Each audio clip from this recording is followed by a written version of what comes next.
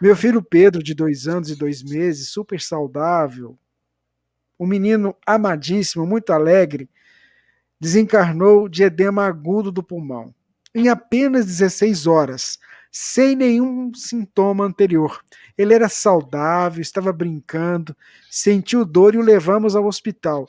Nem os médicos compreenderam o que aconteceu. E isso me destrói, pois me culpo como se eu tivesse deixado de perceber algo que poderia ter mudado essa situação. Às vezes me cobro porque não levei para outro hospital. Às vezes desejo ser médica para talvez ter podido fazer algo. Mas poucas horas que separaram o primeiro sintoma até a desencarnação, né? Foram 16 horas. Ela disse que foi uma data muito marcante e ela vai relatando, né? Em síntese, a ausência dele e a partida sem explicação machuca muito. Sinto isso tudo, mas sempre me mantive sem desespero. Tento mesmo, dilacerada, seguir minha vida, pois tenho uma outra filha que é mais velha que ele, tem 4 anos e 6 meses. E acredito na eternidade da alma. Mas se for possível, preciso de um esclarecimento por que esse menino com tanta luz que veio para nossa família teve que desencarnar tão rápido e tão cedo, deixando esse vazio em todos nós. Por favor, peça ao Elahá uma explicação, uma palavra de conforto. Deus os abençoe.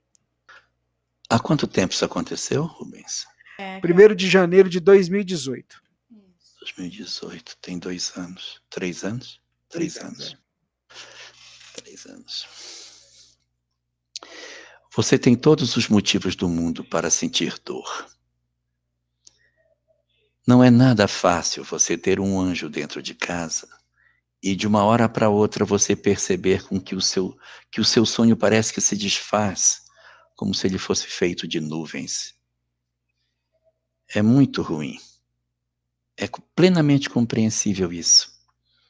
E os 3 anos que você tem desde esse incidente até hoje, é um tempo típico para que a gente ainda esteja digerindo essas dores, principalmente em função das circunstâncias que se deram e que não deram a você a condição de você dizer assim, eu fiz tudo o que eu podia fazer, porque foi tão rápido. 16 horas é um tempo muito curto entre o sintoma e a desencarnação. É amargo, bem difícil. E você possui alguns recursos bem interessantes sobre isso, quando você diz que você consegue crer na imortalidade, que isso é um ponto muito importante. O segundo, que você consegue, além de crer na imortalidade, não se desesperar. O terceiro, você ter retomado a sua vida, reestruturado a sua vida em função do que você tinha para fazer, até mesmo em função de sua própria filha. Então, você tem 3 elementos aí muito importantes. Mas nesse processo da perda, existe um 4º elemento que você não está conseguindo trabalhar. E não estou dizendo isso no sentido de cobrá-la, mas no sentido de mostrar para você que você está com 3 vitórias e um ponto que você ainda precisa trabalhar, que é a questão da culpa. A culpa ela é muito comum, ela é quase que esperada nos processos de perda de filhos, porque os pais, eles tentam de alguma maneira transferir para si as responsabilidades por aquilo que aconteceram a seus filhos. E eu não estou me referindo a filhos pequenos, filhos adultos. As pessoas dizem, por que eu dei a chave para ele naquele dia? Eu tinha dito, meu filho não vai para a festa, eu senti no meu coração que ele não deveria ir, eu deveria ter ouvido a minha intuição. Então, muitas mães, muitos pais se condoem muito, considerando que eles poderiam ter feito alguma coisa de muito forte para impedir com que isso acontecesse. E o que o Espiritismo fala especificamente sobre essa questão da culpa? É que o fenômeno da desencarnação, ele não é um fenômeno banal da existência, de tal sorte de que a minha decisão poderia interferir nesse resultado. Veja que uma ocorrência extremamente importante. O nascimento e a desencarnação são os 2 pontos mais relevantes da existência humana. A chegada e a partida. Então, não dá para nós imaginarmos que isso teria acontecido sem o conhecimento de Deus, sem que os espíritos que estivessem trabalhando no socorro, no atendimento, no processo de serem os mentores do seu filho, pudessem estar alheios a esse processo. Não. Houve todo um amparo espiritual. A gente deve se questionar sobre essas coisas quando da nossa parte houve algum tipo de leniência, quando nós fomos displicentes no cuidado do filho. Não é o caso. A criança está saudável, apresenta um sintoma, você leva ao hospital e acaba vendo a desencarnação dele. Então, isso é muito, muito angustiante, é muito doloroso. Eu já vivi essa sua experiência muito parecida. Eu dei entrada no hospital com meu filho um dia antes. E o médico disse, a gente vai só internar porque ele está meio cansadinho, mas amanhã você tira. Ele internou e ele piorou durante a noite e no dia seguinte ele tinha desencarnado. Então eu sei bem como é essa experiência de você se sentir impotente dentro do hospital e você ver seu filho definhando na mão dos médicos, não sei o que está acontecendo, não sei o que está acontecendo. Isso demonstra o quê? Que existe uma outra força por trás que age além da nossa vontade, que age além daquilo que a gente pensa que nós seríamos os verdadeiros escritores da história. Existe uma outra mão além da nossa que escreve a história dos nossos filhos. Nós não somos os únicos autores da história deles. Então, fenômenos significativos como esses, ou como outros de determinadas doenças que deixam sequelas nos nossos filhos, são indicativos de uma ação espiritual efetiva na tentativa de trabalhar determinadas experiências que eles ou nós precisamos. Então, o primeiro ponto que eu gostaria de dizer a você com relação à culpa é que não se culpe por isso, porque a bem da verdade, não coube a você o fato daquilo que aconteceu. Não houve de sua parte a justificativa de você carregar esse peso, porque é um processo tão rápido. Você faz o que deveria fazer, mas há algo que você não consegue comandar, que você não tem governança, que leva os nossos filhos de perto da gente. Então não carregue esse sentimento, porque existem pessoas outras que são os verdadeiros autores das nossas histórias, que estão cuidando para que aconteçam as experiências que a gente mais precisa. E isso é a sua grande pergunta. Por que isso teria acontecido dentro do meu lar?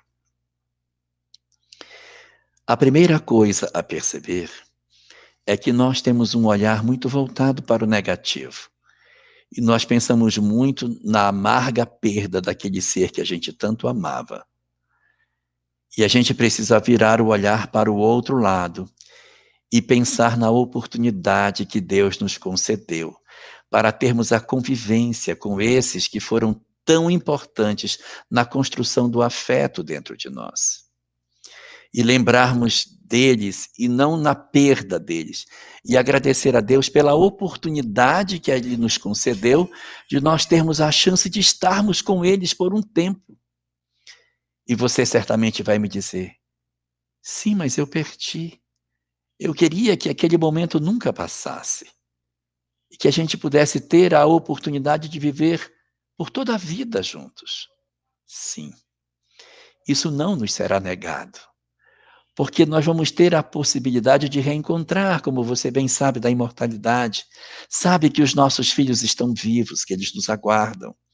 E é essa certeza, essa esperança que move as nossas almas na compreensão de que efetivamente a vida prossegue, que nos dá um influxo de coragem para que a gente consiga superar a nossa hora mais amarga e saber que um amanhã venturoso nos aguarda.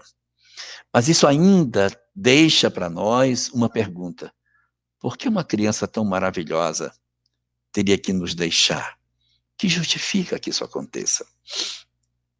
Às vezes, a prova não é dele, às vezes a prova é nossa. Ele pode ser um espírito benfeitor que veio para nos oferecer essa experiência, e a retirada dele do mundo físico é para que nós aprendamos uma lição que a gente tem diante da lei. De repente há uma história que nós desconhecemos sobre o nosso próprio passado, que nos impulsiona a viver a experiência amarga da perda dos nossos entes queridos. Emmanuel chega a dizer que não existe prova mais amarga do que essa. Porque mesmo os espíritos, sabendo da vida imortal, eles compreendem o vácuo que fica quando os nossos filhos partem e nós ficamos a rever as coisas que eles deixaram sem encontrar razão para que isso aconteça. Às vezes, a razão não está neles, a razão está em nós. Experiências que nós precisamos para consertar dentro das nossas almas, emoções que precisam ser revistas. Nós não sabemos que história nós trazemos do ontem. Quais são as lacunas de afeto que nós trazemos de outras eras? O que foi que nós já realizamos em relação a outras pessoas? E então, o que nos faz o Senhor? Faz com que a gente passe determinadas experiências, mas por acréscimo de misericórdia, ele nos faz viver isso e nos calça com a doutrina espírita. Ele nos sustenta com o conhecimento da imortalidade. Ele nos ampara com a compreensão de que a vida continua. Para que esse processo de perda, de aparente perda definitiva de um ente querido, seja abrandado pela compreensão da imortalidade da alma. Aí talvez esteja a grande lição que a gente veio buscar. A gente não sabe o que a gente fez, não sabe que histórias arrastamos do ontem para o hoje, e esse companheiro do mundo espiritual vem para viver essa experiência e voltar para o mundo dos espíritos, para que a gente viva esse momento de reflexão, do sentimento, para que a gente diga, eu não quero isso para ninguém, nem para o meu pior inimigo. Não posso dizer que seja o caso específico do seu filho, mas existem circunstâncias também em que esse fenômeno se dá, porque essas entidades elas vêm para unir pessoas. Você tem, de repente, um casal que precisa se unir, mas essa entidade não vai ficar. O propósito dela é juntar o casal. Então, a mulher engravida e eles se juntam. Depois que eles estão juntos, a minha missão está cumprida. Ele volta e deixa o casal junto. É uma dor? Nossa, é uma dor. Poxa, mas ele poderia ficar. É porque essas almas trazem algumas experiências que precisam, de repente, passar para a cicatrização de dramas complexos que a gente arrasta do ontem para o hoje. E ele encontra duas maneiras de agir: cicatrizar um passado mal resolvido e ter uma forma de juntar esse casal. Como você tem uma filha que é mais velha, essa provavelmente não é a razão. Então, muito provavelmente, a razão está do lado de cá, pela dor que você sente, pela prova que a gente passa, porque é ali, dessa provação tão amarga, que a gente vai ter a oportunidade de refletir profundamente para sentir o sabor da imortalidade, para que a gente preencha as nossas almas de uma convicção que nos faltava, de que a vida continua. É por isso que Emmanuel, tratando dessa questão, diz que para a mãe que perde um filho, só há uma coisa que é mais forte do que a desencarnação do seu próprio rebento. A única coisa que é mais forte do que a morte de um filho é saber que ele continua vivo. É essa certeza que nós temos de que a vida continua, que é o grande influxo de força que nos coloca de pé e nos repõe no trilho da vida para que a gente execute as nossas tarefas que o mundo nos pede. Então, nessa oportunidade que nós estamos tendo de conhecer a doutrina espírita, que você, que vivemos essa experiência, que a gente retire de tudo isso a lição que a gente precisa para que não nos falte a força para saber que a vida continua, que a morte não existe. No meu caso particular, eu não tenho nem a mediunidade para poder dizer, eu vi, eu senti. Eu tenho que me consolar com o que eu leio, com o que eu conheço, com o que eu digo para as pessoas, porque isso vem do fundo do meu coração, da certeza de que a vida não termina no túmulo, mas ela continua para sempre.